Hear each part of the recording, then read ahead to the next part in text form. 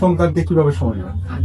অতটা সময় দিতে পারি, শুটিং এর কারণে সময় দেওয়া হয় না, এমনি ব্যক্তিগত কিছু কাজের কারণে সময় দেওয়া হয় না। ওই রাত্রে বাসা যাওয়ার পরে যতক্ষণ থাকে জেগে থাকে ততক্ষণ থাকতে হয়। কতটুকু ছোট মানুষ কেমন শিখছে, আপনাকে চিনছে, বাবা হিসেবে আসলে আপনার থেকেও কতটুকু পাওয়ার ছিল বা কতটুকু পান? অনেক পাওয়ার ছিল কিন্তু অনেক পাচ্ছে না আমার কাছে। আসলে এটার জন্য আমিই দেখো। ওকে, মানে খুব টানাটানি করে যখন বাইরে যান? হ্যাঁ, ও আটকা রাখে আর ডাকে বাবা, এক এক সময় একটা ফোন ডাকে বাবা বাবা, ডাকতে থাকে পাপাইয়া ডাকে। আচ্ছা, ওর কি কোনো চাইতে পারে এখন আপনার কাছে? হ্যাঁ, প্রতিদিন বলে ললিপপ আর চকলেট। আমি প্রতিদিন ওকে মিথ্যা আশ্বাস দিই, কারণ ও তো ছোট মানুষ, কারণ ওকে তো বলতে পারবো না যে আনা যাবে না। আমি বলবো হ্যাঁ নিয়ে আসবো, সবসময় বলে আনবো না। কয়টা আনবো? 4টা, 2টা, ঠিক আছে নিয়ে আসবো। ও দুষ্টামি করে?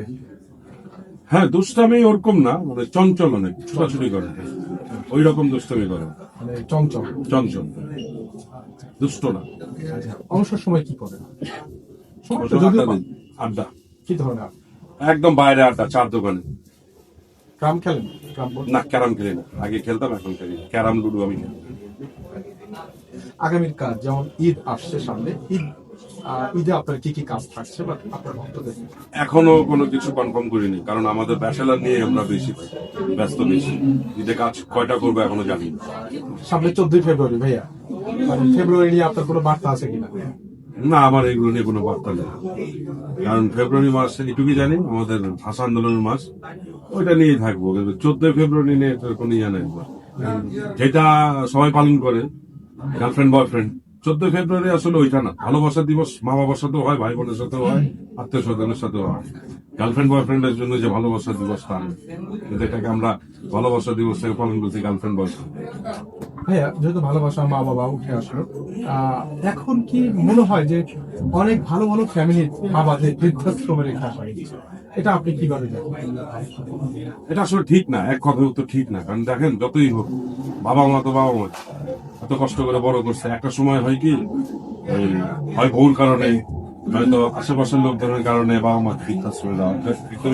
আমি বলি বাবা মা যতদিন থাকবে নিজের সাথেই থাকবে। বাবা মার সাথে যদি আমি থাকতে পারি, ওটাই তো আমার সবচেয়ে বড় পাওয়া।